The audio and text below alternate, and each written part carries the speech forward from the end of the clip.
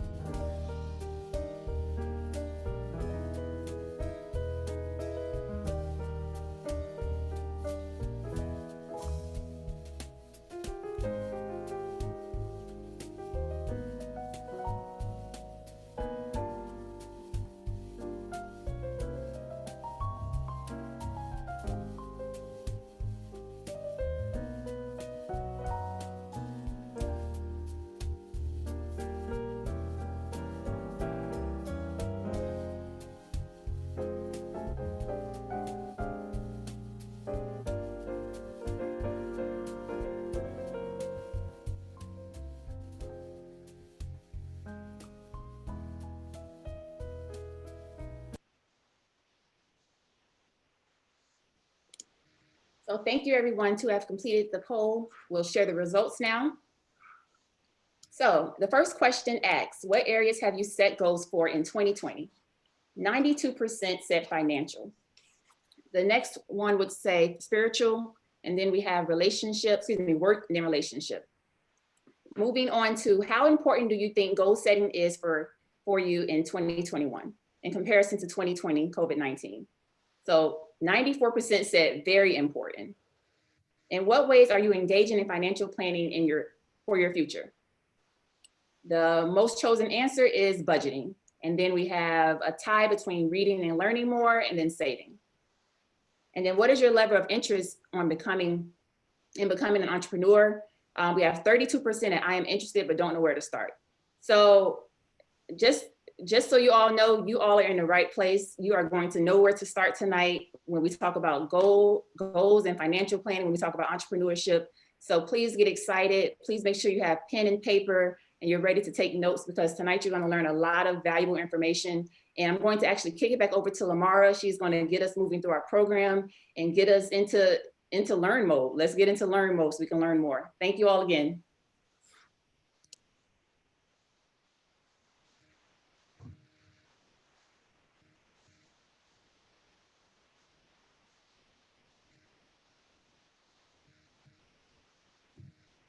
Thank you, Madam President. So I'll just review 3 brief points of what our mission is. We focus on empowerment, financial literacy, and centralization and advocacy. So our focus in regards to empowerment is to empower the community members to confidentially navigate their finances in a way that supports their overall well-being. The program fosters financial literacy skills through workshops, coaching, and online educational tools that you'll find throughout the workshop series that we'll provide this year. And centralization and advocacy. Overall, the program centralizes and advocates for economic support services through community resources available. So when I say community resources available, the speakers that we provide to you throughout the series and the tools that we provide, these are the resources that are available in our community right outside of our doors. Next, I'll just provide a brief view of what the 5 steps are for our journey. So in our journey, we believe that there were 5 key points of where we go. The start, which is tonight's event, goal planning, financial planning, and entrepreneurship. Our next step is the map, understanding where we are. This workshop is February 17th, and we'll have Nasiki Reed, actually present on budgeting and debt management. The keys, home ownership, which is on March 17th. The fill up, savings and investments, retirement planning, we have that on April 21st. And then last but not least, which is really important, the key to summing up everything we've done is the destination, ensuring our financial freedom and also estate planning.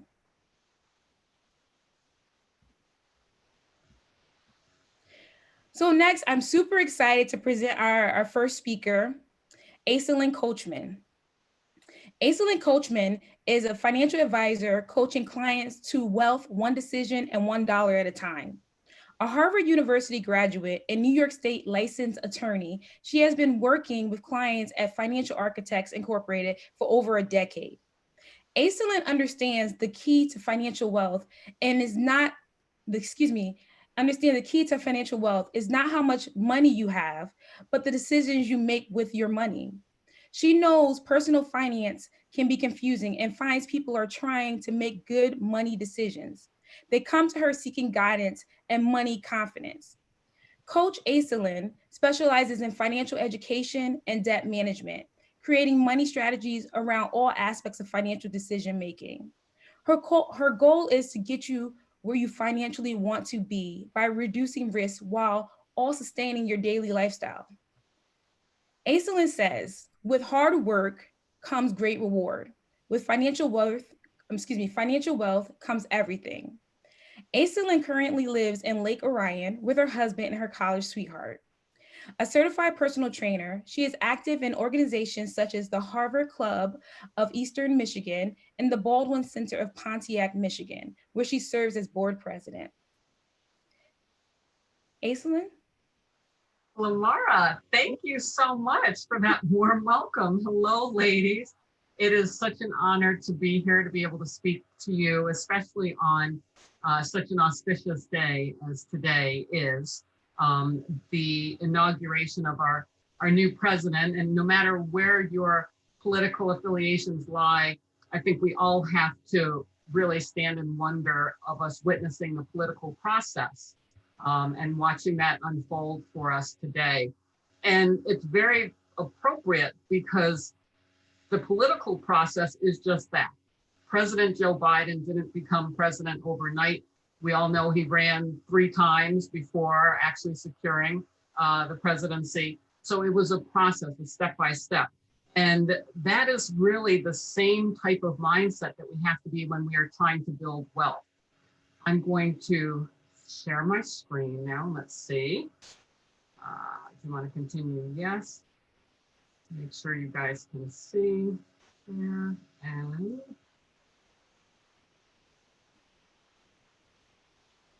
there we go. Can everybody see my first slide? Yes. Yes. Okay, good. Now I know I'm rocking and rolling. Okay, excellent. So, not many people realize this. We're all familiar with the baby boomers. There is about to be a wealth transfer of $30 trillion with a T. The interesting thing, though, is when we look at African-American families in particular, they're only going to pass a small percentage of that. And so one of the very important things that I know the sorority is trying to do is trying to help empower so that we can be more a part of this wealth transfer by hoping to create more wealth and then hence passing on more wealth. But remember, financial freedom really is about having the money to do what you want when you want. And it's different for every single person. And that's one of the wonderful things about it, and also one of the challenging things about it. There's no one cookie cutter answer, but there are some principles that I'm going to be able to share with you. The key to building wealth, ladies and gentlemen who are on here, is not a piece of paper where we have an Excel sheet written out, but it's a matter of systematic money decisions that we do day after day, month after month, year after year. And for some of you, this is probably something that feels a little overwhelming or daunting or confusing. And if you're a little bit confused about money, then I'm going to explain why. And I'm going to help you see what are some of the steps to move through this. But remember, the decisions that you make are just like a building block. You are starting making decisions in your 20s and 30s. And some of you might be thinking, oh, Lord, I know I didn't make some good decisions then, but don't worry, you're not alone. The decisions you do make, though, in your 20s and 30s and 40s are going to set the stage for how you will live in your 50s, 60s, and 70s. So no matter what age you are, it's important that we start by giving you more tools so you can make better money decisions. Because if you just don't know, then that's not your fault. You guys are professionals. You do what you do. You're not expected to know how money works and all the intricacies, because I'm telling you, our industry makes it pretty complicated. So there is no shame in that. And if you think you're the only one out there who's made a decision about money that was a mistake, you are not alone. I work with all types of clients. I don't care how old you are, how much money you have, how much money you make. Everybody is making some money decisions that are inefficient or just were not the right thing to do. So it's, as Maya Angelou says, when you know better, you do better. We're just trying to move everybody forward. Now, when we are making money decisions, there are some common money myths, and we tend to get caught up in them. And sometimes the reason is just that nobody has come alongside us to help us cut through all the noise. One, though, is what I call the rose-colored glasses syndrome, right? Don't we all think, oh, I know what I'm going to do. I'm going to put money in my savings account. I'm going to put money in this account. I'm going to work, I'm going to be able to retire, everything's going to be great. Well, we probably realize that life doesn't go exactly the way we planned it, but we have something in our mind that never works out in reality. And just knowing that is important, especially when I work with younger clients who haven't had the bumps in life that happen. They might not have had unemployment or underemployment. They might not have had a period where maybe they couldn't work because of an accident or illness. They might not have had something difficult happen in their financial wealth accumulation world yet. So sometimes it's hard to imagine these things. And I tell people, I'm not trying to be a doomsayer, but the reality is something is going to go amiss for you. And so we have to be prepared. The second thing is people look around and they're thinking, oh, everybody else has all this other stuff, and I want it too. I want to have the cars or the house or the vacation. And so you try to emulate that. And sometimes you really just might not be in the same financial position as that person, or that other person might not be in the financial position to really be doing what they're doing. And now you're trying to copy and emulate that. You need to just think about yourself. The only one you are, and I don't even like the word competing against, but the only one you're competing against is yourself. Clients will also often ask, well, how are we doing? And I'm like, compared to what? Compared to last year? Yes, you've made progress. It does not make any sense to compare against your friends and neighbors. So fear of missing out, try to get that out of your mind, okay? And this is really important. You have to be patient, okay? There's no overnight success. I just mentioned our president. He ran 3 times, all right?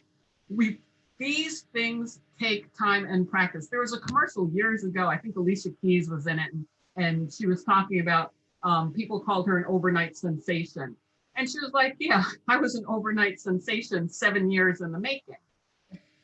It takes time.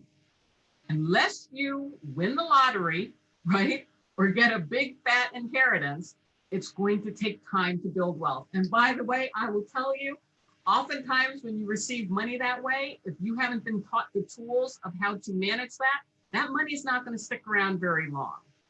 So you don't even necessarily want it to happen that way unless you have good guidance.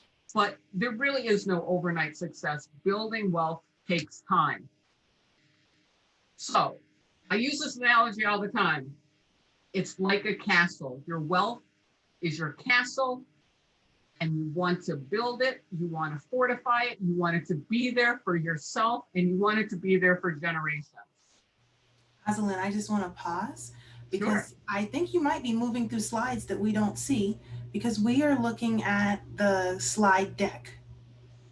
Are you serious? So I recommend you stop share and reshare. Okay. Stop share. Well, I am moving through some, and that is, okay, share screen. And, okay, that's 2. I'm not sure We are why. still looking at your slide deck. And so what I experience is that if you go to share screen, you might first have to launch your slide into presentation mode and then Yeah, share. I had done that. Well, I'm glad you said something. Let me see. Okay. So if I launch it into presentation mode, now I'm in presentation mode. The trick is, though, I can't see where. If you can't see your bottom, you can press that Windows, that little square window that's on your bottom row of your keyboard, and that's going to force you to be able to see back to Zoom. This is odd. And then you should be able to click your presentation window.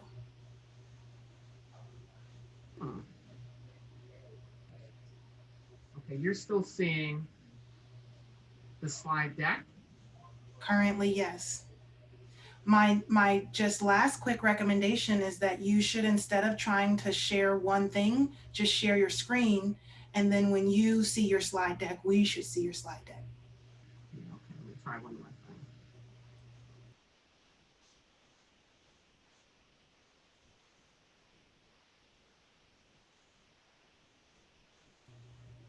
Okay, so Thank you to our guests for your quick patience. yeah, I'm sorry, ladies. You were very compelling, You and I have done this, and my students say to me, Professor, I can tell by the passion in your voice we are not seeing what you are talking about. This is just really odd. I've never had this happen because yeah, it's trying to go through my slides. So I can see my slide deck, but I can't see how to share it. Because I'm looking at the presentation right now. And I believe you're on one screen, is that correct? Actually, I've got 3, but that's why I just changed. So I'm only on 1 right now. This is odd. Yes, you should be able to just share the whole screen of wherever you see the slide deck. So pull up the actual slides, and then when you click share, you should have options to share screen 1, 2, or more. Yeah, that's the thing. So if I'm showing this, I'm looking at my slide right now. Okay. So, okay, share screen. There we go. Do you see it now? Jesus is real, and we're ready. All right. Let's see if this is working for me now. Okay. So this is where I was talking about the 30 trillion in wealth transfer. I was saying only 1 trillion was going to go via African-American households. All right, I said don't get caught up in the money myth. Now, is this making more sense now? We're right here with you. All right, the rose-colored glasses syndrome, that was the slide for that. This was the fear of missing out because you think that your friends have more and you should be doing and getting the same. Overnight success, there is none. So at least the good thing is everyone gets a quick recap. So in case you came on a little bit late, then I talked about your castle. So everybody can see the castle right now, right, Lamara? We good? Yes, we are good. All right. Great. Thank you, ladies. So I was mentioning we have a castle, which is kind of the analogy I use for how we want to think of building our wealth. We want something that will be there for us and for future generations. So the question is, right, how do you build your castle? Well, we have to understand 2 main problems, okay? This might sound strange, but I think this is going to help you. Money is kind of like oranges. You're probably thinking, what? When you're trying to make money decisions, we have many, many different types of money decisions that you need to make. And we'll talk about that in a little bit. But depending on which type of financial professional you are talking to, you're going to get different answers. So that's what I mean when I say money is like oranges. So say we ask a mathematician, you have 3 oranges right now. 50 years from now, how many oranges are you going to have? What's the mathematician going to say us? We have 3 oranges now. We're not adding or subtracting any. 50 years from now, if I was in front of a crowd of live people, I could hear your answers. So I'm going to just assume you're yelling out an answer.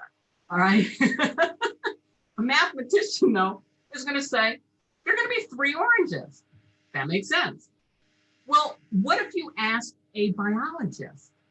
You have 3 oranges today, 50 years from now, how many oranges are you going to have? Well, the biologist is going to talk about, well, they're going to decay and you're not going to have any oranges. Well, what if you ask a horticulturalist? You have 3 oranges, 50 years from now, how many oranges are you going to have? And they're going to talk about the seeds and they're going to plant in the ground and you're going to have a whole orchard of oranges. Wait a minute. 3 totally different answers to the same question. This is what happens when we're talking about money. You're talking to different people and you're going to get different answers depending on what their viewpoint is. And you, as the client, are going to feel confusion. So this is one of your problems.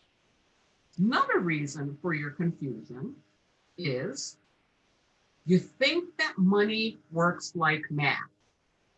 You think that the math equation that we're all taught is going to work when it comes to money. Well, if I want to build wealth, I just take a certain amount of money and I invest it for a certain interest rate for a certain amount of time, and I'm going to grow my money. Again, if we were in person, I would ask you to raise your hands and tell me, do you think it works that way in real life? It doesn't. It doesn't. If it did, it would be really simple and everybody could grow their own wealth. Math is absolute. Money is not. Money does not work like math. Why is that? There are what I call wealth eroding factors. There are things that are going on, some of which you have control over, most of which you don't, that is going to erode the ability for you to grow wealth over time. So what are some of the things? What if income taxes go up? Capital gains taxes, estate taxes. Would that decrease the amount of money you can accumulate? Yes. What if you're involved in a lawsuit? Lamara said, that's what I did actually when I was in New York. I represented people who were injured in accidents. So could you be injured and then not be able to work? Or could you cause an accident and then your assets are at risk? Could you not be able to work because of an accident or illness? I have to explain to my young clients in their 20s and 30s and 40s, you have a 70% chance of having an accident or illness prevent you from working during your working life. What if you pass away prematurely? It's especially important if you have someone reliant on you for income. You're married, maybe you have children. What if you live too long? Think about it. Do you want to outlive your money? That would not work. So we have to make sure we have enough money. Inflation, something we don't hear a lot about right now, but that is your dollar not stretching as long as it used to. You take $100 out on Monday, it used to last you to Friday. Now you're buying the same stuff while you broke on Wednesday. This type of thing is happening. Technology change. Anybody buy a new iPhone recently? The new one is out. You think it costs more or less than the old one? Planned obsolescence. Your car is going to stop working. You're going to need a new one. Your refrigerator, your roof. Stock prices going up and down. Taxes. Income taxes. The top marginal rate for income taxes used to be 90%. I didn't stutter. That's not a typo. Most of you probably didn't know that. We need to understand how taxes work to make sure that they're not eroding. Nobody's ever had that happen, I'm sure, an unexpected cash need. Propensity to spend. Hey, I got a big raise. Great.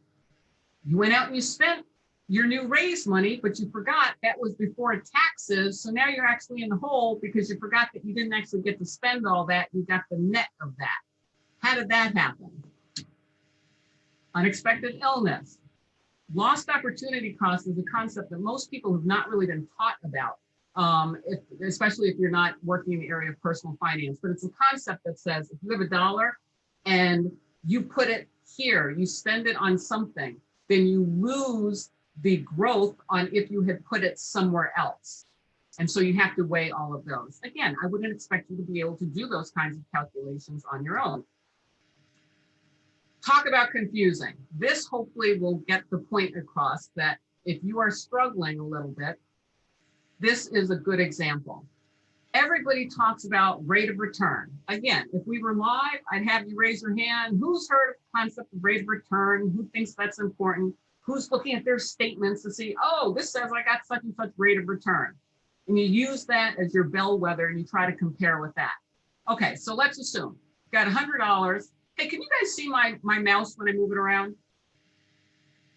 Yes. Yes. Okay, good, thanks. So you have $100 and you get 100% rate of return on it, which means you have $200 at the end of that year. The next year you take that $200, now there's a decrease of 50%. You have a negative 50% rate of return, you have $100 again. The following year, you have a fabulous year. You have a 100% rate of return. You have doubled your money. You now have $200. Beginning of the year, You take that $200, now you have a negative 50% loss. You have $100 again. Now I've exaggerated these numbers greatly to make the point. If you look to see then, what is your average rate of return? So you don't have to do the math in your head. Your average rate of return over those 4 years, everyone, is 25%. If you're looking at your statement, you're like, ooh, yeah, look at me, 25% rate of return. Is it that number that's important, or is it what you actually have? You started with 100, 4 years later, you have $100. Your actual rate of return is 0. A big difference. But what are you going to see on your statement? You're going to see this. You see why it's confusing? You see why it's difficult? I understand. Again, my industry does not make it easy for you. The confusion that you're feeling is, well, there are many reasons for it. And part of what we're experiencing is that thing that also makes America great in many ways, which is our capitalist economy, the ability to put money somewhere, to have it grow, to use different investment vehicles. So there is great value in that, but because there are so many different options and because it has been made very confusing, it's difficult for people to figure out, well, what fits for me. So how do you move from confusion to clarity? All right, this is a poll, and I love that you guys did the poll at the beginning, because this is something that I have used in my presentations to try to get some audience feedback. But if you have a cell phone, if you text, and the instructions should be right here, hopefully clear enough. If you text my name, ASALYN, COACHM, and then 561, and you text that to the number 22333, you should be able to join onto the poll. And then we're going to be able to sounds like you guys are already familiar with this.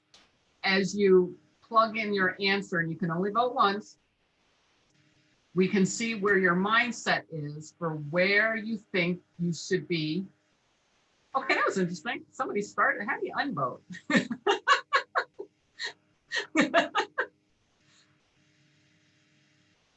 See if we can get some responses. When building a financial plan, where do you start? And this is really something that, again, my industry will often kind of get wrong. It depends on who is the focus. And it's important that whoever you work with, the focus needs to be on you and what is best for you.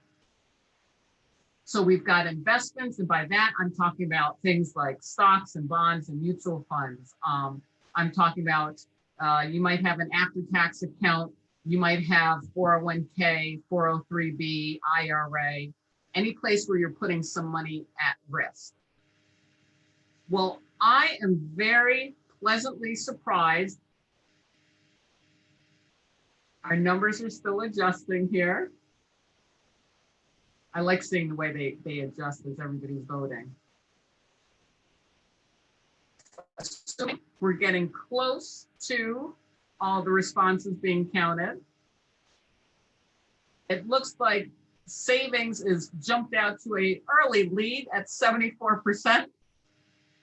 And I will tell you, that is the correct answer. And if we're looking at these three, then we need to think about saving. And that sometimes does surprise people.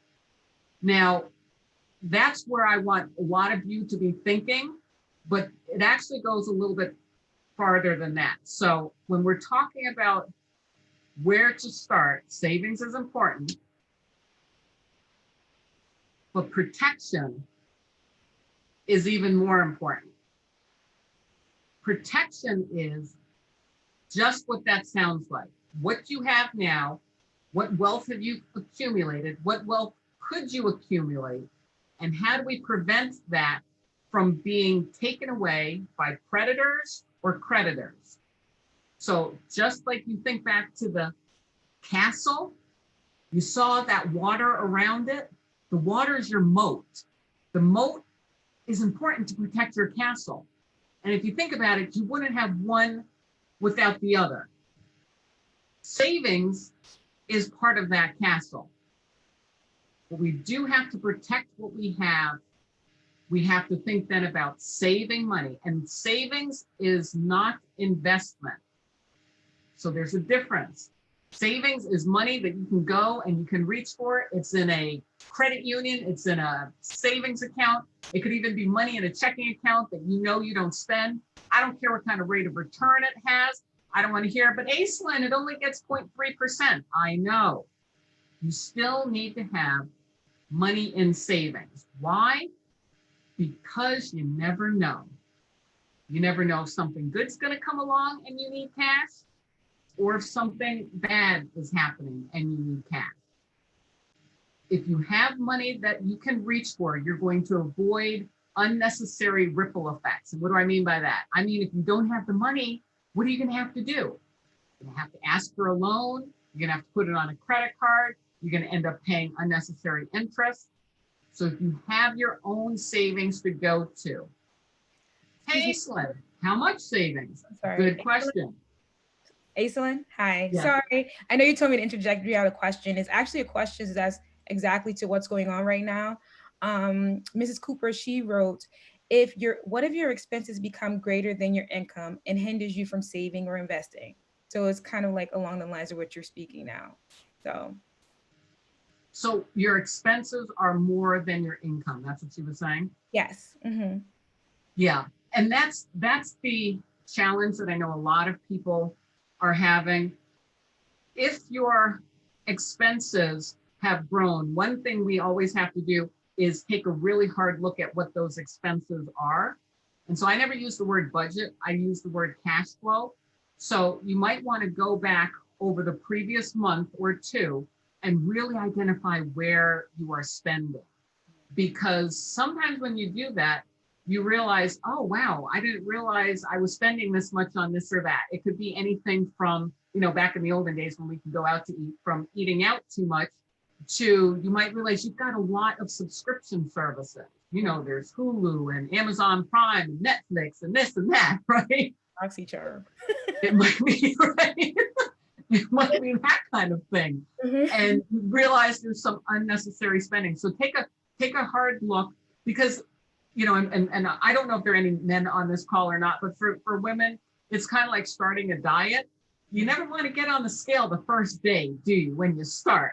You don't want to see that number, but you need that reality to know where you're starting from. And so that cash flow analysis, it's got to be accurate. You don't want to cheat yourself.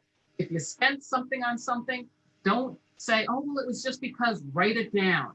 And so try to track your spending there and get a really accurate account of that.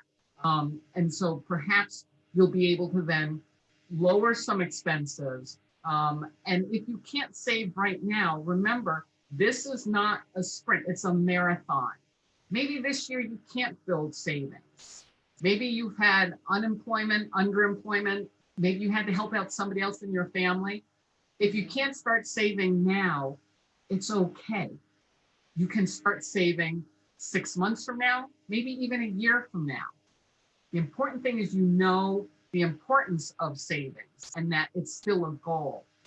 Remember this, I help people make progress, not perfection. Right, exactly.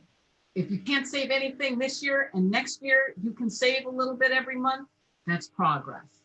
And you'll build on that and build on that. So I hope that helps a little bit. Let me know if she has a follow-up to that question, okay? Thank you. Savings, how much? This is the goal. And again, don't panic, all right? This is the goal. You want to think about how much you make annually. What is your gross annual income? You want half of that. 50% of that is your savings goal. Again, if you don't even know what direction you're going in, you're never going to get there. I just want to make sure directionally we're moving the same way. If you're making $100,000, you want $50,000 in savings. If you're making 50,000, you want 25 in savings. If you're making 50,000 and you've got 10, that's good. Commend yourself, but know you still have some more work to do. And if we can get that 10 to 15 to 20, we're making progress. If that 10 goes to 5, we have to figure out what's going on. So we're always pushing in the right direction. This is where everybody thinks we're going to start. Oh, investment. I want to put money in stocks and bonds and mutual funds. And my cousin's brother told me that this was a hot stock and I want to put my money here. And I always tell my clients, hold on, wait a minute. You have not yet earned the right to put your money at risk. First, we have to protect the money that you have. Second, we have to make sure you've got savings and liquidity. And only then can we start thinking about putting some money at risk, because you will not get rich by investing and losing. And it's very difficult to invest and consistently grow. You're going to have up years and down years. Now, over the length of time, those up and down years will hopefully accumulate to growth, but it might not, and it might take some time to do that. And if you put money that you need in some kind of investment and that doesn't go well, then you're going to put yourself at more risk.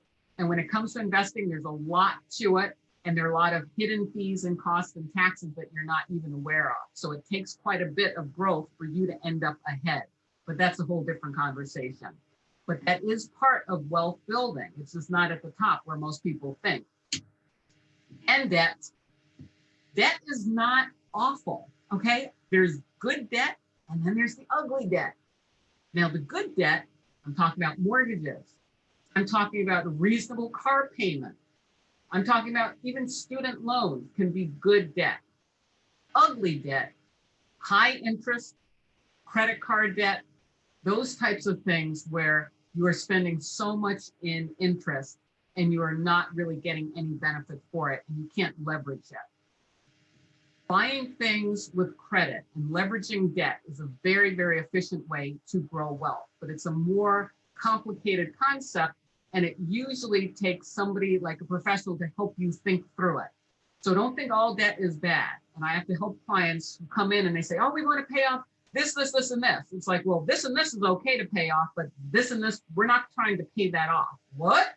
And I explain why. And then when they see, then it makes sense to them. But it's not necessarily intuitive. So if you're thinking about credit card debt, store credit, that kind of thing, high interest, yeah, let's try to get that paid off as quickly as possible. But when it comes to mortgages, when it comes to car loans, when it comes to student loan, you really need somebody to help you think through that. Those are not necessarily debt vehicles you want to pay off quickly. I know that sounds strange, but that's how it works. I do have one question. Good. Well, a couple actually, but one that's really good. From Mrs. Vereen, would you consider a Roth IRA savings or investing? Great question. That is technically investment. Okay. And the reason is there are rules surrounding the Roth account. So if you needed, if she needed $500 tonight or $500 tomorrow, she can't get it from a Roth account. You have to make requests. Things have to be sold. You don't know what the price is going to be for that asset that you're selling, that investment. It takes 2 or 3 days to settle. Then you get your cash crisis might have turned into a bigger crisis by the time you can get access to that cash in the Roth account. So that is not considered savings. That's considered investment. Savings is truly if you have a savings account, if you have money designated in a checking account, if you have money in a credit union. There is an exception if you have an investment account and that investment account has a money market fund, okay? And it will be called that, just money market. Mm-hmm. But that's an after-tax account. Again, that's not a Roth account. So if you have an investment account with a money market component, then you're able to get the cash out of that quickly. So that could be considered that, but now we're kind of getting into the minutia. The quick answer to that question is a Roth account is not safe. I do have one more question along those lines. Mrs. DeBose Walton. Is insurance and retirement savings considered under the protection brick? So insurance is protection, yes. Retirement, that is not under protection though. No. Retirement is, it's a component of savings. It's a subset of savings, but it tends more toward the growth.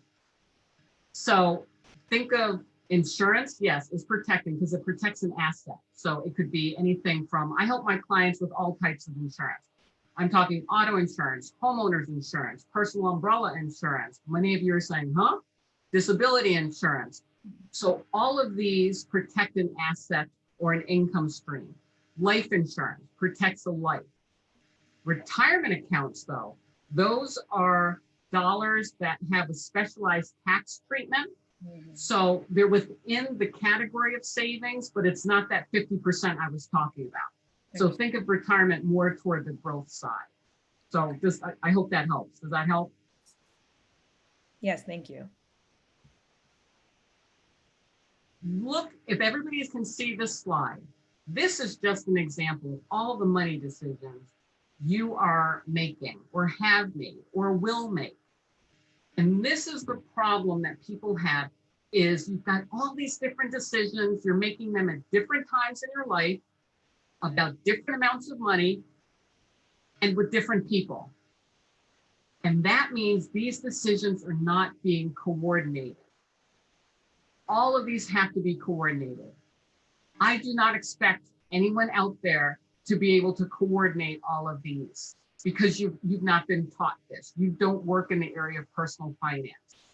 And this is why you have the inefficiency like oranges, because one person is going to give you guidance on one of these areas, which might make sense for that one piece of your financial world. But when you back out and look at the totality, it doesn't make sense. And that's the difference. You need to coordinate all of these things together because this is key. Every money decision you make will affect another financial area in your world. You only have finite resources. If you put $1 in one circle, that means it didn't go in another circle. Well, if it didn't go in another circle, did that help you or did that hurt you? Again, these are things that I don't expect you to be able to figure out on your own, but I just want you to get the concept that making a money decision in the micro is not always efficient. And that kind of leads back to when I was talking about the debt thing. And I said, for instance, with the mortgage, it might not be the best thing to pay off your house. And some of you might be thinking, well, we have to look at that. How much is the mortgage? What's the interest rate? What's the term on it? How long are you going to live there? What do you think how do you think it might appreciate? What could you do with those dollars if you weren't paying the mortgage off quickly? You could do something else with it. So this is where your mind starts to expand and you start to think about, oh, wait a minute. Okay, maybe there are different ways I can allocate my dollars. And that's the big thing that people kind of come away with an aha, because they realize, oh, well, if I was just looking at that mortgage, then I thought I want to get rid of it. But when you step back and you think about it and you realize, I might be able to end up with more money by paying it off slowly. So these are some of the things that we talk about. But again, it coordinates because now you have to coordinate your real estate decision with your banking decision, right, with your investment decision, possibly with your estate planning. So we have to coordinate all of these decisions together and we need to be efficient. The best way to think about it is if you, and many of us are in the cold weather climates, right? I don't know what the temperature is there, but it's about 20 degrees here. If you realize that your house is cold, you could immediately go and crank up the heat and warm yourself up. Now your heat bill is going to go up, but you might be warmer. And that sounds like a good solution. But what if the problem was you had a window that was open? Wouldn't it have been more efficient to close the window? Many of us have open windows in our financial world, in our financial plan. And so we want to make sure we are shutting those windows. We're not letting money and dollars escape. And in that way, we're able to build wealth. Another way to think about it is if I have pots of money that I'm working with for a client, if you have $3 here and $3 here, and conventional wisdom says you add them together, you get how much? I know you're shouting out 6. Well, what if we could take the same buckets of money, 3 here and 3 here, but we multiply them? Now what do we have? 9. Same input, bigger output. Again, not something that you would be able to immediately see on your own, but with proper guidance and with some professional help, you could see how can we be more efficient with our dollars. All right, everybody, here's another poll question. And I think this is a little bit of a duplication to the first one, but I'm kind of curious to see where everyone's head is right now. So same thing, building savings, good. Credit card debt, yep. Estate planning, good. We're going to talk about that in a minute.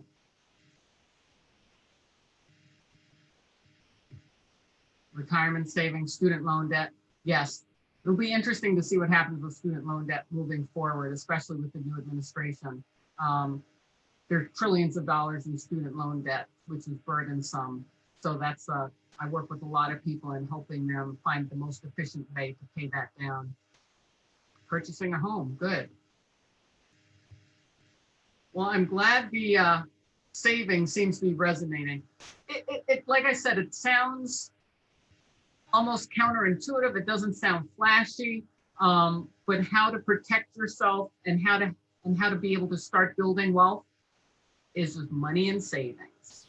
So I'm glad that this is a big one for people. 32%, good.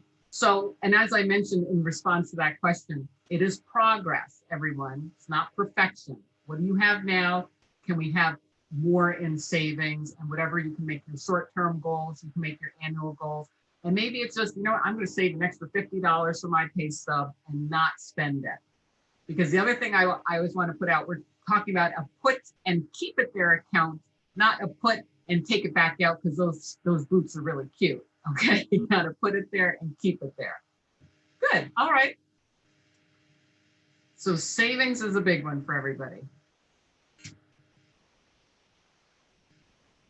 Somebody, I don't know, Lamara, did you do that green line there? That was kind of interesting. She's adding artwork. That's okay. Because I know I didn't even touch anything, so I don't think I did it. But that's okay. Oh, it's gone now. Oh, perfect. Technology, don't you love it? Amazing. Oh my gosh. Oh my gosh. So most people probably have the same thing in common. And that is you really want to feel more confident about what you're doing. And it's hard, everyone. I know there's so much information out there. You're inundated. You can Google, you can read Money Magazine, you can ask your friends. But the real way to feel more confident is to have more information and more knowledge. Now that does come with a caveat because it's tricky sometimes to figure out what applies to you and what doesn't. And so again, I'm saying that getting the help of somebody, a financial professional, is going to help. And don't think that all financial professionals have like these high minimums. You have to make X amount, you have to have this much in investment to work with you, because there are plenty who are going to be willing to work with you, even if you don't have large sums to invest. So that's another thing. And especially within our community, and I'm African-American, within my community, it's important that we help one another by sharing resources just like this. I'm so glad I can give everybody this information because there's something called information hoarding. Very wealthy people are not sharing their strategies, and their strategies can be your strategies. The only difference is they might have more zeros at the end of theirs when they're starting than you do, but the principles will still apply and will still be able to work. So knowledge will increase your confidence. Now, this is one thing that I thought, well, let's talk a little bit about, and I kind of figured this would come up, 401k. So let's share a little knowledge here. use your poll. What is the minimum age you can withdraw from your 401k without a penalty? Let's see what people are thinking. 65.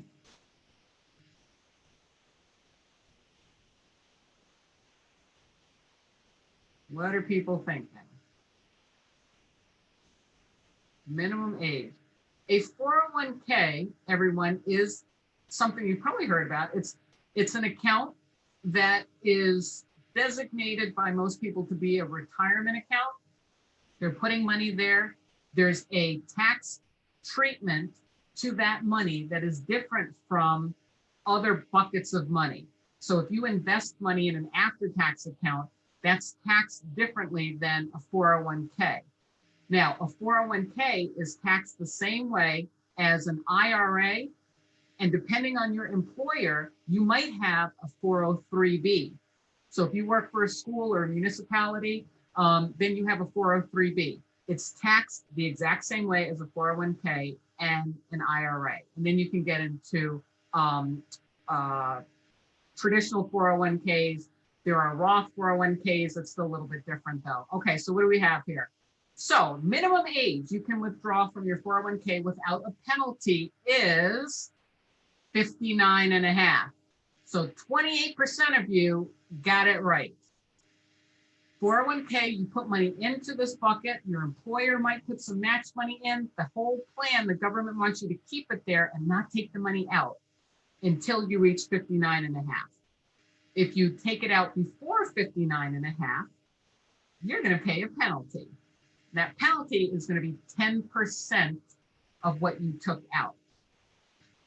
Second question, also about 401ks.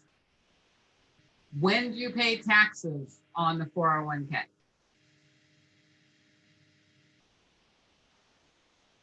And as everybody's putting their answers in, we will see what your thoughts are.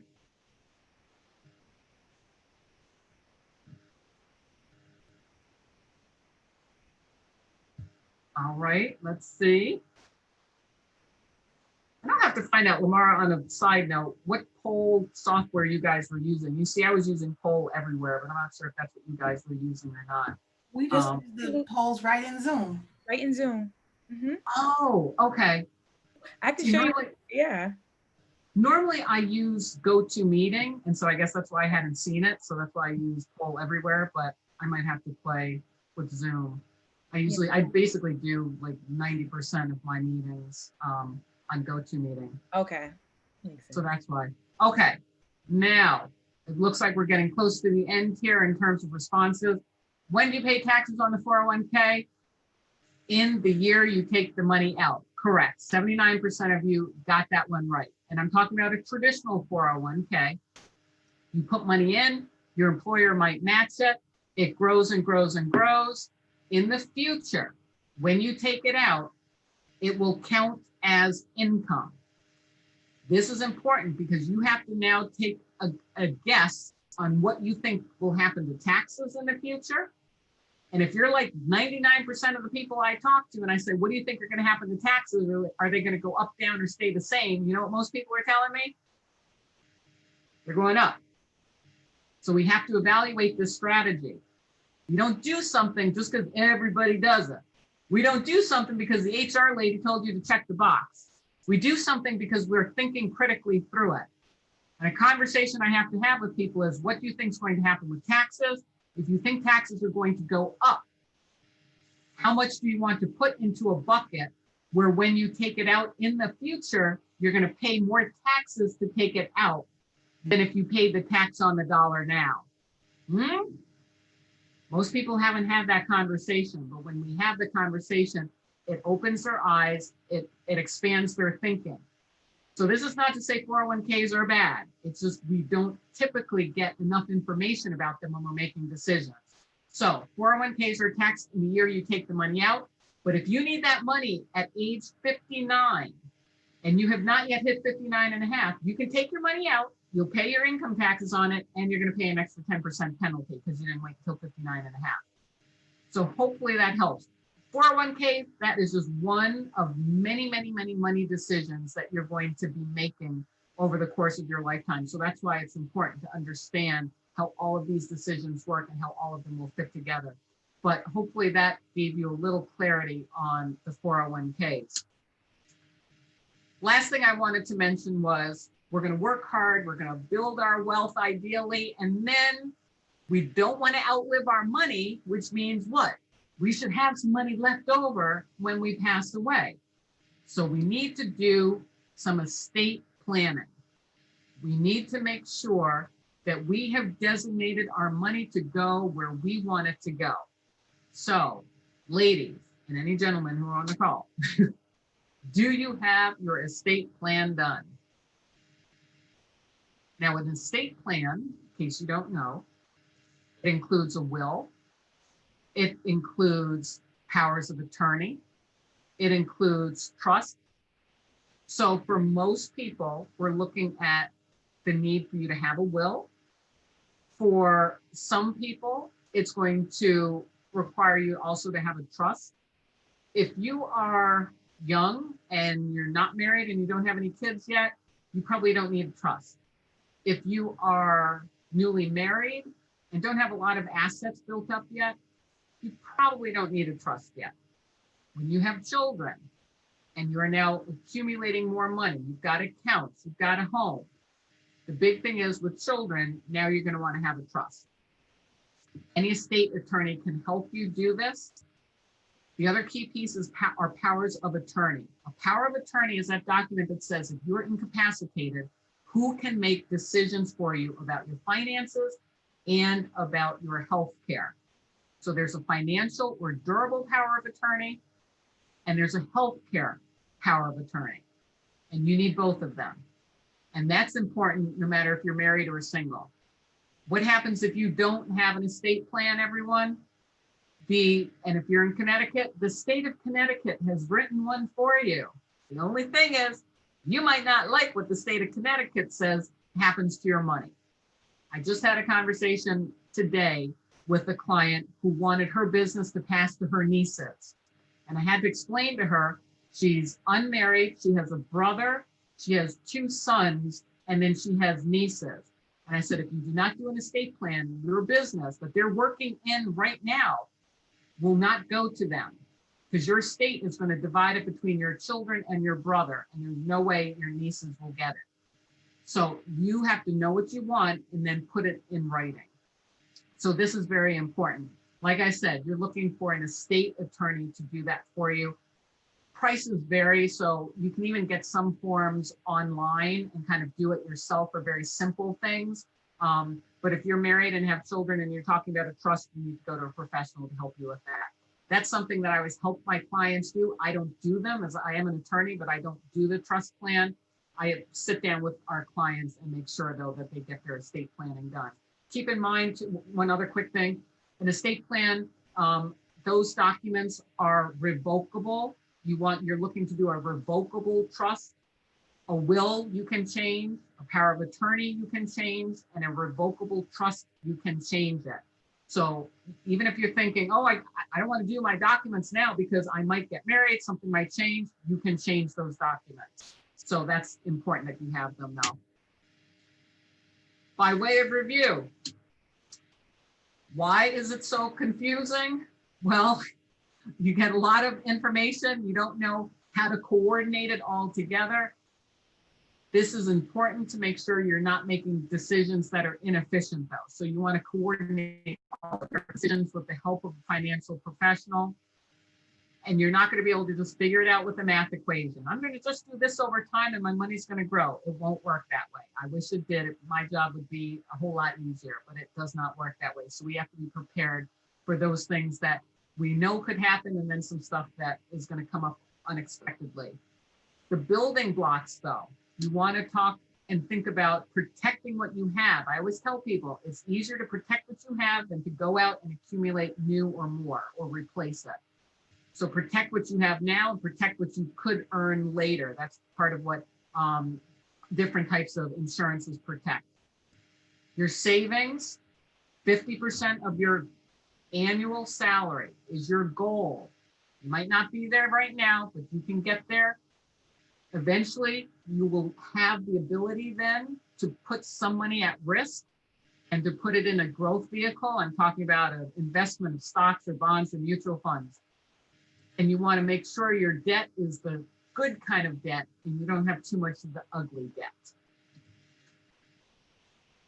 You want to build money so that, as I like to say, you have money to live now and you have money for life later. And it's a step-by-step. We start today, we make informed decisions, we think critically, we keep doing that week by week, month by month, that turns into years, so that you don't let failure be an option. I want you to have the lifestyle you choose, and that we don't even know what that's going to be. So we just want to accumulate as much money as possible. I'm so thankful for you guys to give me this opportunity to talk to you. I hope there are some questions. Obviously, I can't answer very, very specific questions, but I will do my best. So Lamara, were there any questions from the group? We do have one question I think a lot of people will be interested in. Can you explain the income to debt ratio? So I know it's high level. And then we have our president. It is. And you know, being a lawyer, I hate to tell people it's like we're gonna give you a lawyer answer. But the thing is, when you're talking about, for instance, purchasing a home, right? There are different calculations that are out there that say you should have your mortgage payment and all your housing expenses that don't exceed 30% of your gross. The bottom line is you want to minimize, like I said, that ugly debt. So I don't think so much of it as a ratio that we're trying to achieve, but it's, number one, maximize your income. And that's a whole other conversation because I want everybody here to have multiple streams of income. All right. Figure out something else that you can also do in addition to your other job. But then when it comes to debt, minimize the credit card debt. So you want to be in the habit of living below your means. If you charge something, pay it off. Do not keep adding to that card unless it's absolutely urgent. Pay those down, pay those off. So if we get rid of the consumer debt, now we're just looking at housing debt, which could be rent or could be mortgage, your auto debt, and possibly student loan debt. There's no one answer for how that ratio should be because it depends a lot on your lifestyle. I have clients who have minimized their lifestyle and they just like living that way. And so they can have higher debt because they don't need as much discretionary income. But for most people, they want to have some kind of balance. But everybody has to be true to themselves to figure out how much discretionary play money do you really want to have. And then adjust your mortgage and your car note and those fixed debt payments so that you can still have that lifestyle that you want. So it's kind of a lawyer answer, but concentrate on paying down those credit card debts, which right there and then is going to free up money every month for your discretionary spending. So I hope that helps. No, definitely. So it's kind of like, you know, basically being realistic about what your goals are and what you can do, because you don't want like anything like a fad diet. You do it for a week and then you just go back in binge. That is a perfect analogy. I'm just going to eat bean sprouts all week. Exactly. Okay. Girl, that's not going to work. Okay. Next week you eating fried pork chops and Exactly. That is not going to work. So that's why I was talking about that cash flow analysis. Be real. I mean, I have to talk. I love when people get excited. I had a client who said she was going to save $1,000 a month because on paper she had it. I'm like, do not do that. I said, because you're going to have this come up. You're going to have that come up. What about this? Didn't you just mention somebody's birthday? How about you save 500? Now, if you can do that, don't you feel empowered? Whereas if you told yourself you're going to do 1,000 and you didn't do it, now you feel defeated. So set a realistic goal and know you don't have to get there this year. It might be a couple years before you can pay it off, but you're still going to be so much farther ahead than letting that debt drag out even longer. Perfect. Great, great. This is amazing. Do we have any more questions for Aiselin? I hope. Yes, I just have one, and I think everyone would benefit from this. So you mentioned with the review slide that one of the first steps is going to see a financial professional. So what would you say would be the best steps in preparing for that visit? You know, because you don't want to go there and then they're asking you questions and you're like, well, I don't know. So how can anyone prepare for a visit with a financial professional? That's a really, really good question. So you want to understand what types of products, right, do they represent or do they sell? And you want to listen to see what they're saying. Are they only talking about investment products, stocks and bonds and mutual funds? Are they talking about investment products and insurance products, right? So you're basically going to find people who do either both of those or just investment or just insurance products. So you want to understand, do they have access to do both of those? Because as I said, insurance falls under that protection component. And so you want to have somebody who can help you with the insurance piece and the investment piece. You also want to know how long they've been working. You want to know, what is their typical client like? Ask them, what is your ideal client? Because they might really be working with people who are in retirement already, and you're 40 years old and you're just building. So you might not be on their demographic. So you want to ask them, what does your ideal client look like? You want to ask them, how do they get paid? They might charge a fee. They might get paid a commission. It's going to be one of the two. So you need to be clear up front. If it's a fee, how much? What services do you provide for that? You want to know if it's a commission. Is that when I buy something? Is that how you get paid? You want to understand, do they work by themselves? So is this a solo practitioner or are they part of an organization? So another big thing is listen to the questions that they ask you. See if they're even asking you any, because I know a lot of you think they're going to pepper you with questions, but they're usually trying to talk more about what they do and what they can show you. But you want somebody who's going to ask you questions, because that's key. If they're making assumptions about you because they haven't asked you any questions, that's a problem. I remember I was working with somebody years ago before I got into the business, and they thought that, like here in Michigan, everybody wants a home up north. They want a lake house. And the guy asked my husband, he's like, so, you want to get a place up north when you're, in retirement? And my husband and I were like, no. It stopped him dead in his tracks, because everybody here in Michigan wants that. No, we do not want that. But he asked, and we appreciated that he asked that, because then he pivoted. And it's like I could see his brain. And he was like, okay, what do you want? These are the questions. They need to be asking you questions. You need to be talking to them about what your dreams are, what your hopes are, what your fears are. Where would you like to be in 3 years? Where would you like to be in 5 years? Where would you like to be in 10 years? And then see if you have a nice rapport with the person. Ask them how often they like to meet with you, and ask them, what is their process? What is their planning process? Because you don't want to turn over any information until you understand what they're going to be doing with this. And if they're only asking you for your investment accounts or your bank account, and that's it, remember the green dial I showed you with all of those money decisions? They're leaving out a whole bunch of questions. So listen to what they say and listen to make sure they're asking you questions. Thank you. Perfect. Thank you. Thank you so much, Aislinn. This was amazing. I was just like super excited. I hope that everyone received as much information and a wealth of knowledge as I have today. My notepad is looking kind of crazy. So I love it. I love it. So thank you. And on the screen, you will see Aislinn's information. We will also send out a separate link with her information and her bio for you to reach out and just also utilize. She's a resource in our community. So definitely utilize her, and just, I thank you again.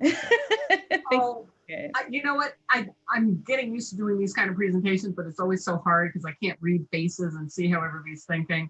But I hope that there were some aha moments. I want you to come away with more questions than answers, and that's fine. And because we've got this technology, I've got clients all over the country. I will tell you that it does not cost you anything to have a conversation with me. All right, because what I have to do is I have to find out what your needs and wants are. I have to share with you my planning process. So I don't charge you to do that. I don't charge my clients a planning fee. And I told you some advisors do, which is perfectly fine. So if there are, and if anyone is out there, you know, you're professional, if you are serious about your money and you have questions, I would love to set up a go-to meeting with you and talk more specifically about your questions and concerns. It's overwhelming, but we can do this together. We can do this. Most definitely. And you make it seem much easier to understand. So I really appreciate that. Oh, you're very welcome. Thank you. Thank you again. So everyone, we also have another treat. We have our our third portion of tonight, an entrepreneurship with Arthur. Let me pull up the slide. Mr. Arthur W. Thomas III.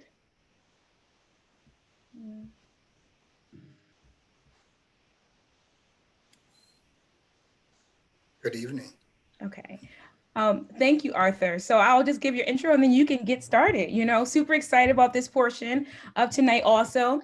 Mr. Arthur W. Thomas III received his bachelor's from Cornell University and master's degree from Yale Divinity School.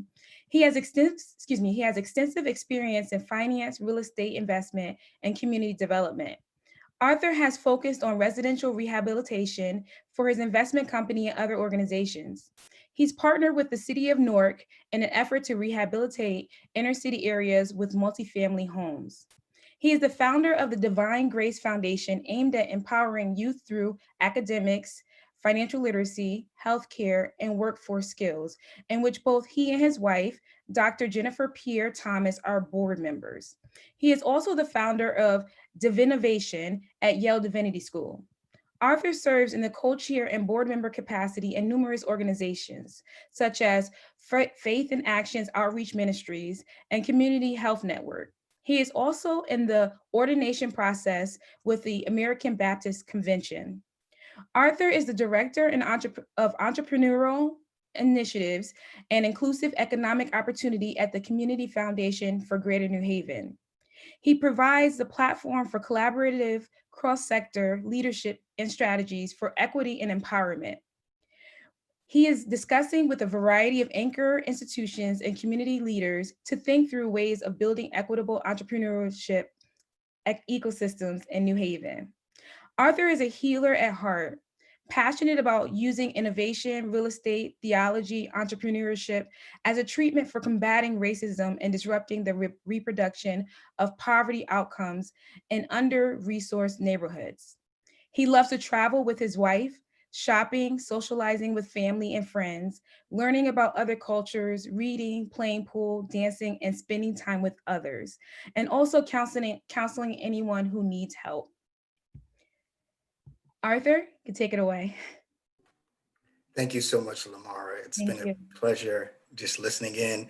Thank you, Aislinn, for that wonderful presentation. And hopefully when I'm shopping and traveling, I'm not spending too much and we're putting some money away for the future.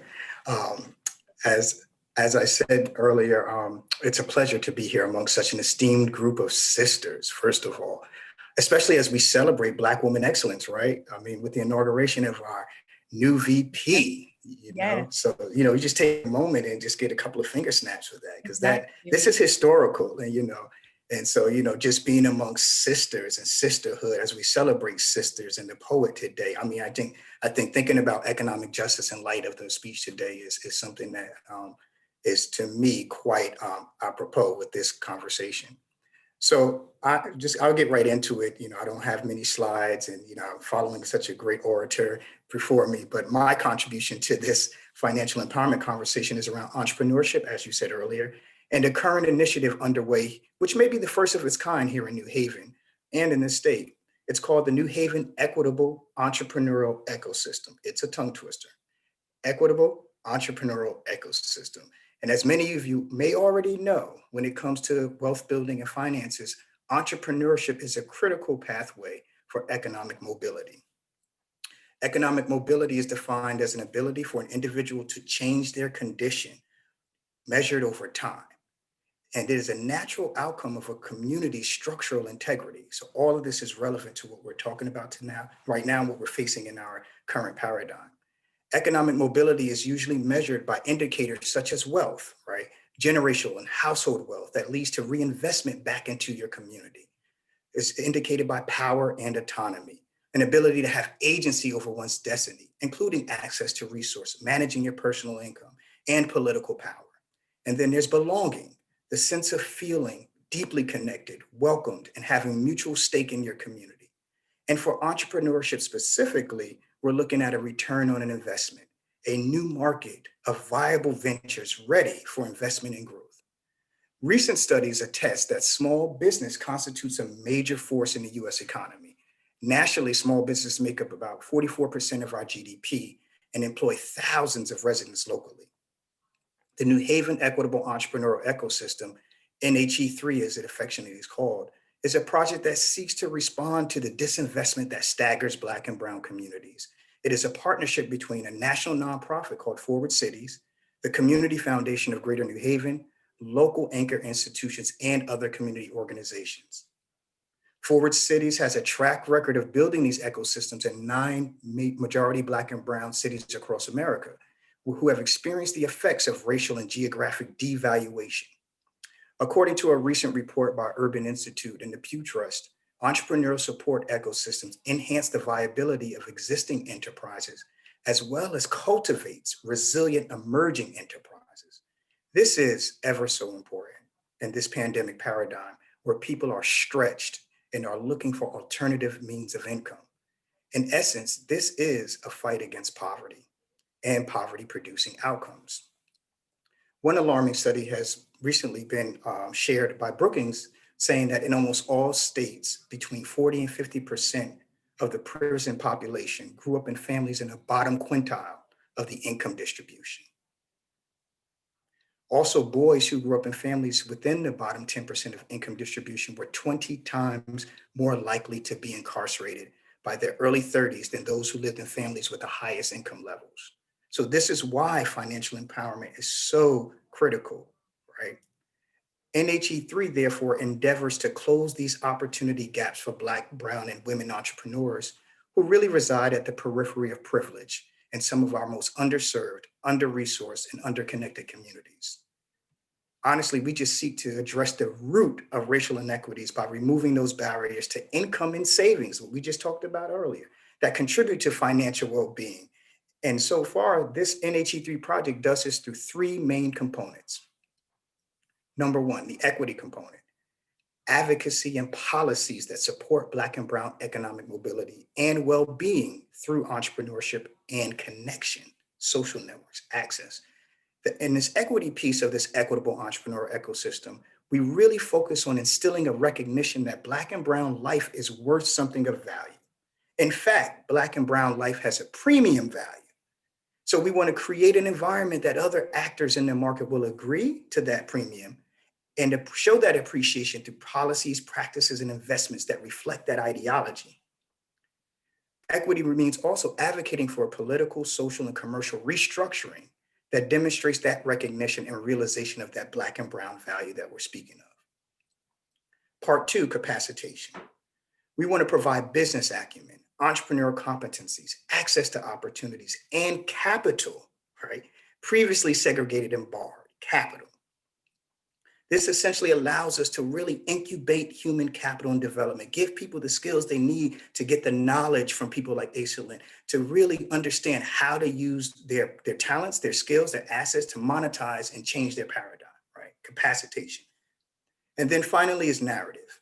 Narratives are the heartbeat of this story.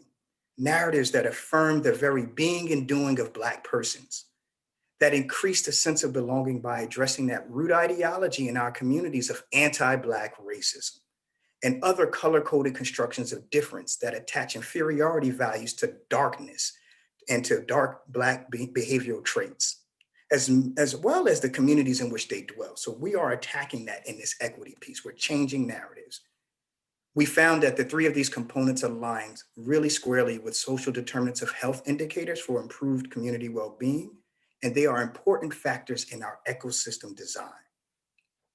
Forward Cities, the nonprofit that is assisting us, has really provided a good framework that incorporates a few important milestones for tracking the success of this engagement. Milestone 1, evaluate. Through focus groups, intensive surveys, and convenings, we evaluate the strengths and gaps of the current ecosystem that lives here. The outcome is a strengths and gaps analysis that gives us an understanding of what the asset mapping it looks like in our communities. Milestone number 2, build. Based on the strengths and gaps analysis, we invest in a set of infrastructure projects to begin to fill in those gaps and continue evaluation, develop metrics. The outcome, a set of infrastructure projects. And milestone number 3, planning. We want to build a coalition of entrepreneurs, organizations, and institutions to align and commit to a long-term strategic action plan, right? So the outcome of that is a really strong coalition locally, giving democratic access to different decision-making and that supports a long-term strategic plan. Ultimately, this work will culminate in a community-led organization that will manage the implementation and evolution of this project. This will be decided by the community.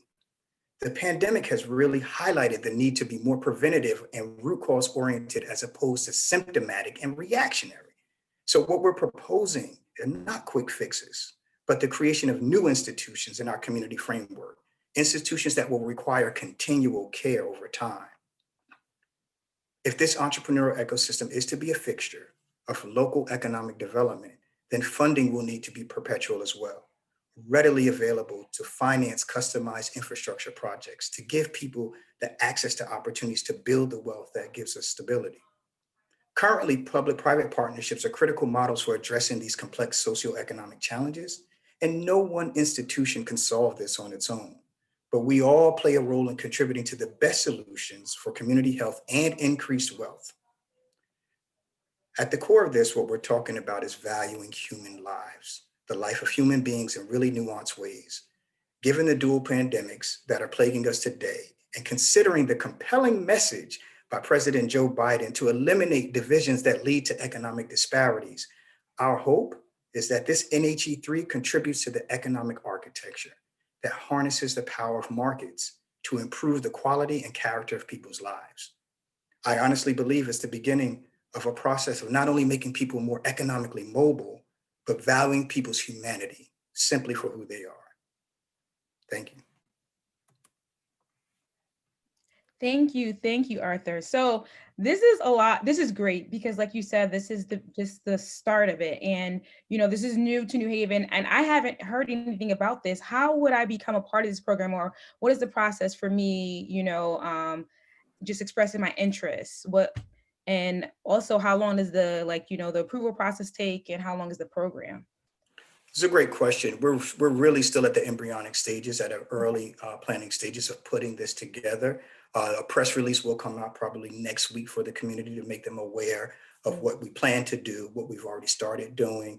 We've had to do some really strategic research and coalition building across some stakeholders to build a local democratic council that will sort of make the decisions on the type of infrastructure building projects that meet the community needs. Mm-hmm. And as we form that local council, they will really represent the interest. They understand the different dynamics that are going on in our local ecosystem because we already have actors doing this. So this is not like, we're going to come in and save the day and bring in new things that nobody's already, we're really trying to harness the assets that are already around to give us a paradigm. So as we make the press release, as we start to let the community know some of where we are in tracking and planning, then we'll be able to present the opportunities for people to get involved. There will be working groups that focus on different infrastructure projects based on the gaps that come out of the research. So as we're conducting these surveys and we're trying to figure out where the assets lie and where the gaps are, then there'll be opportunities there for people to get involved. And we've already sent out about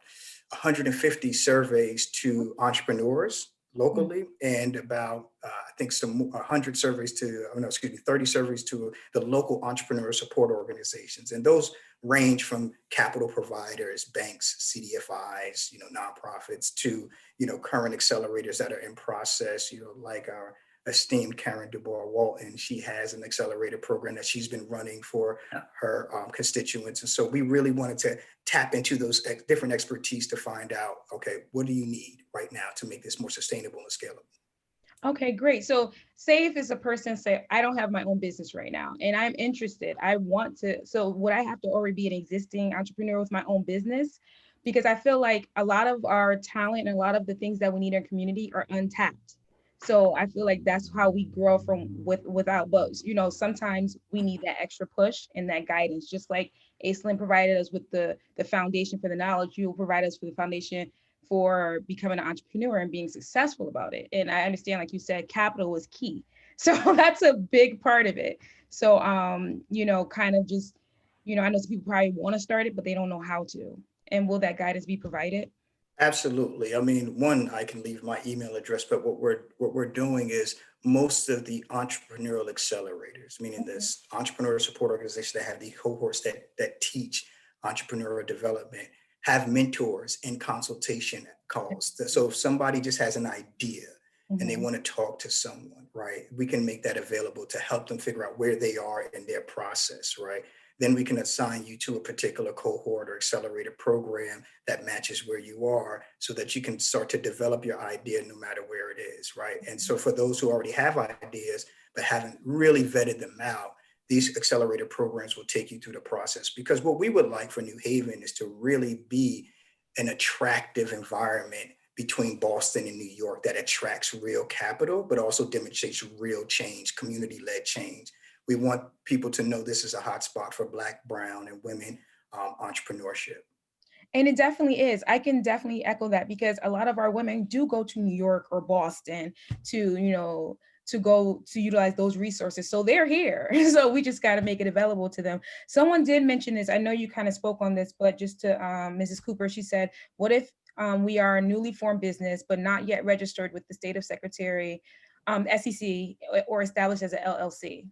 That's fine, because what we're really trying to help you develop is your hypothesis. Each enterprise is really a hypothesis that you can take certain resources, apply it in the market, and generate some type of output or return.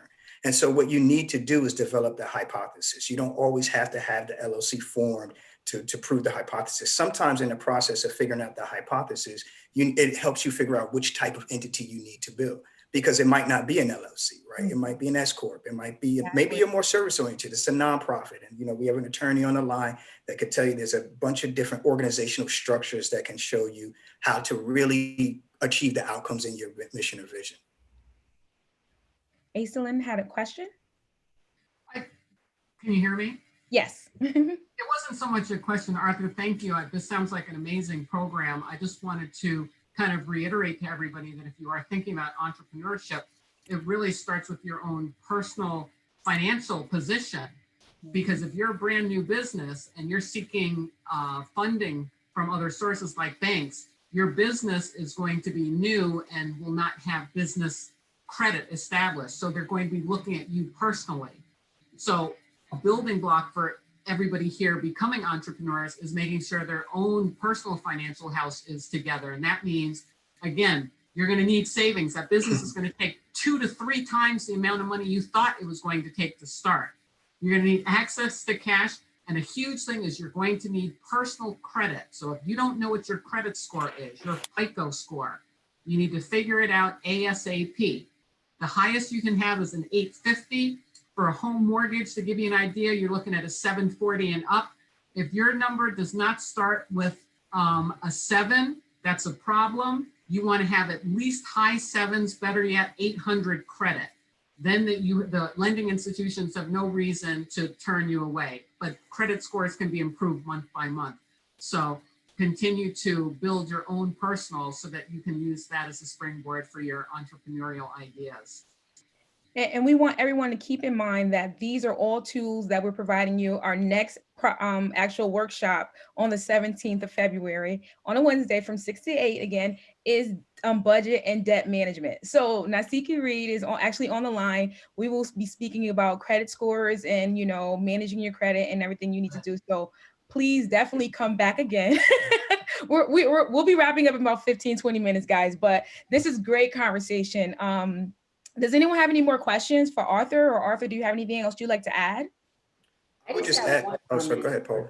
So thank you, Arthur, for joining us. And I just want to reiterate, as a Salem has, and Arthur's, like, you don't have to do this alone. So I think a lot of times we think we have to do this alone and figure it out by ourselves. Both have just shared resources and, they're available. And even the startup program, you can come with, you don't have the whole idea, maybe just a thought, right? So you have a thought of what you want to do and they can come and, you can go and build it out and vet it out. So don't think you're in this alone. Again, we're on this journey, each of our own journeys, but we're in this together. So thank you again, Arthur. Thank you. We will be providing the information for, Arthur, I'm sorry, did you want to say anything No, else? I was just going to add on to respond to also what Aislinn mentioned as far as, where you should be financially in terms of your credit so you can be bankable, right? And so that's a really important note to consider. And one of the things that honestly gets in the way of a lot of Black and brown entrepreneurial ventures from getting invested, right? And so these are some of the structural barriers that actually prevent us from getting the same capital injections as other, and therefore leapfrog our wealth scenario, right? So because we understand that there's an inequity there, this entrepreneurial ecosystem is working with partners to create flexible instruments that can meet our entrepreneurs in different areas of where they at credit-wise. So because we know that's a barrier, we're intentionally we're looking at, special purpose vehicles. We're looking at creative revenue generating vehicles so that we can really meet the entrepreneurs where they're at. We partner with Liberty Bank, and Liberty Bank has already been running a program, I think, for about 4 or 5 years in conjunction with the city of New Haven, where if you've come out of their cohort, that they have some credit lines that they offer entrepreneurs, $5,000 credit lines, right? So this doesn't matter. It doesn't matter what your credit is. This is a program. I think Glenn Davis was the pioneer of this program because he sat at Liberty Bank and said, I need to give our people opportunities, one, to build that credit that they don't have, but two, to get the capital injection that potentially can help them leapfrog to the next round of funding. So just want to let you know that particular investment piece is a critical component of this ecosystem consideration. Exactly. Perfect. Amazing. I would just want to thank both our speakers. I'm super excited. Like I said, my notepad is looking crazy over here, but we will be providing all of their contact information with their bios so you can reach out to them separately. These are your resources, guys, and we want you to utilize these resources. We're here for each other. I mean, we have to build together. We have to. So next we'll have our wrap up and we'll have our president, Paula Irvin, lead us on that. Thank you. Thank you, Lamar. So just wanted to end on a couple of notes. I know we talked about, reaching out to financial professionals, and we have the entrepreneurship program and projects starting up. But in preparation for our next session, these are some tools you can use right now to pretty much know where you are. So I don't know if you all have heard of Credit Karma. If you could just write in the chat, yes, no, you've heard of it or not. Honestly, one of my favorites, these are all of my favorites, right? And I'm actually one to cross-reference every single site just to make sure it's aligning. So Credit Karma offers free credit scores, reports, and insights. Get the info you need to take control of your credit. So we talked about credit and making sure your credit is, on point. So just making sure that you know where you are. I think a lot of times people might detour away from looking at their credit because they think they're in a certain position, but if you don't look at it, you don't know where to start. So you have to look at your credit and know where to start. And then another one of my favorites too is Mint. I have been using Mint for years and it has elevated so much. Another free platform. Again, taking charge of your finances. So Mint does have the free budget tracker. So again, in preparation for the session next month, log on to Mint, set everything up so that way you'll know what you have in front of you. So when Nasiki does have his conversation with us, you already know what you're looking at. And then a lot of the banking institution tools are within their platforms. So whatever bank you may bank with, they have platforms online. And that's been another incentive they've actually had to implement to make sure they're staying, up to speed with the other websites. So a lot of banking institutions, they have their own platforms you can use. And again, all of this is free. So all these platforms are free. You just sign up. I know we think about, oh, putting my social security number into things, but these are legitimate sites that people have been using for years, and they are very, very accurate, I would say. So just wanted to share those three. Again, all this information will be available via the recording, and then we'll also just send it out via email just in case you missed it in the notes. And then something exciting we are going to try to do, and I'm going to say try because we're going to do just that. We're going to try, right? So the $1 billion challenge. So $1 billion sounds like a lot. It is a lot. So the $1 billion challenge was created to help tackle debt and savings with an online tracking tool. And it's fun and easy. So this is a partnership that nationally, the sorority does partner with a company called D-Free for. And what we've done is we've set up an account just for the journey. So just for the journey, we have a 50K goal for debt and then a 50K goal for savings. It looks like a huge number. So let me just see, I want to see something in the chat really quickly. Does that sound like a reasonable goal? Just looking at it right now. Yes or no? And it's collectively, so everyone collectively, 50K goal for everyone. Does it sound reasonable? The timeline is 5 months. So over the course of this series, so starting today, and our last date is it the 19th, Lamar, of May, or the 17th? The 19th, okay. Yes, the 19th. The 19th, okay. So yes, today's the 20th, perfect. So 5 months. So we're saying 5 months, our debt goal is 50 and our savings goal is 50. And I'm going to be honest, at first we put 25 and then we said no. We said no, we can do 50. So let me just share the breakdown. So it's easy to look at things in the higher number, like, oh, that sounds unachievable. So we got to break it down. Let's break it down. 50K goal. So over the course of 5 months, that's $10,000 a month. Now, if we just say 50 people commit to this, that's $200 a month. So can we commit each person to either or both $200 a month knocking down debt or $200 a month savings? It's up to you. You could do 400, knock down 200 debt, put 200 savings, but can we commit each person $200 a month?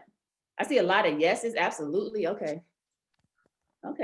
Okay, we charged up and ready to go. All right, so we're doing it. Now, let me know if I should increase the goal, because I can increase it too.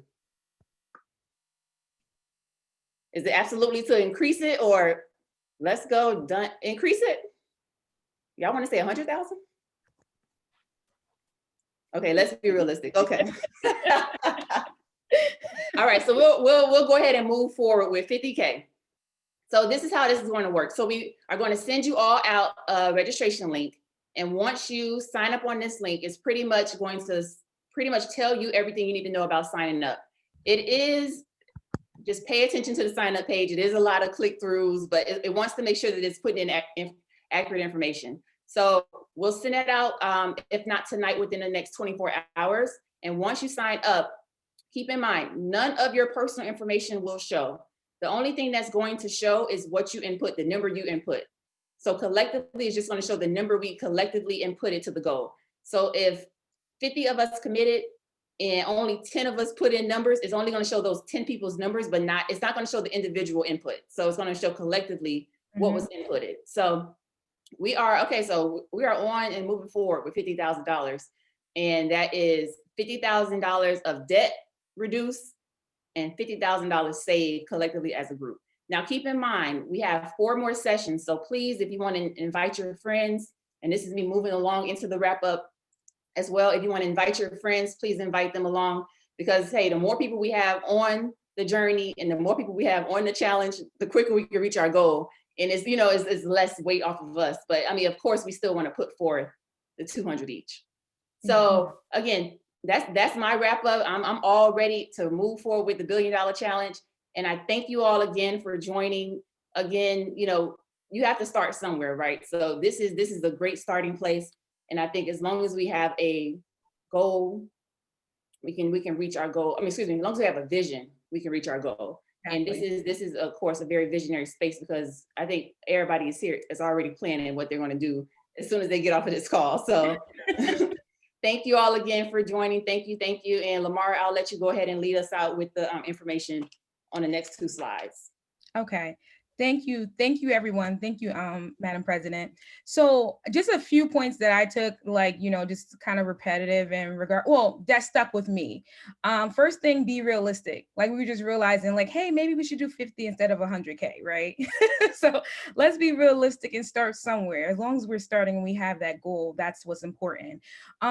What Aislinn said, knowledge is confidence. We have to know what we're doing. We have to do our research. It's important. It's not going to be handed to us. We have to go and find it, and also one thing I really like that Arthur said, I have to read that, sorry. Contribute to the economic architecture through entrepreneurship. I love that. That's amazing, because that's how we build our communities. Okay, so today I feel like we provided a lot of resources. I hope that you felt that it was helpful. Again, we're going to provide you with the email and contact information for our speakers tonight. And Madam President, if you can go to the next slide. And then we'll go to our poll. We do have one more poll, guys. Don't leave yet. Our next session is February 17th.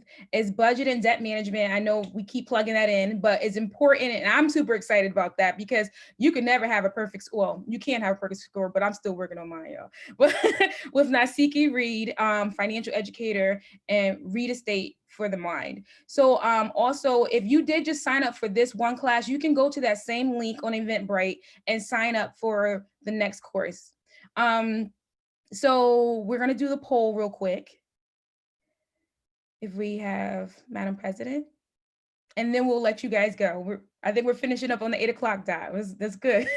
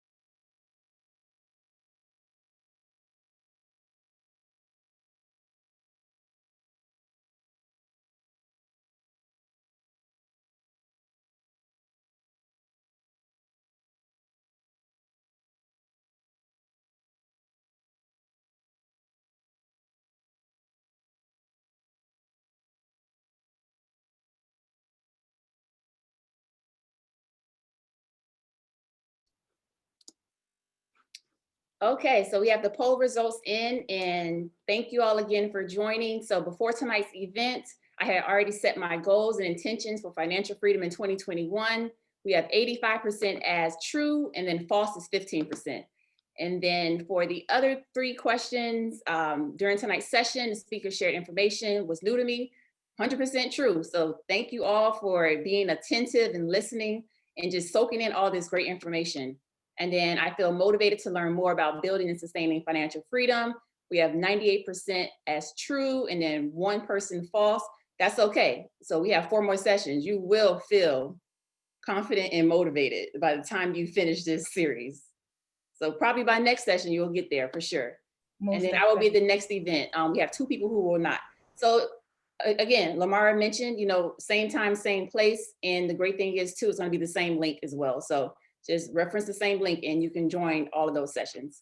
So thank you all again for joining. Have a wonderful evening.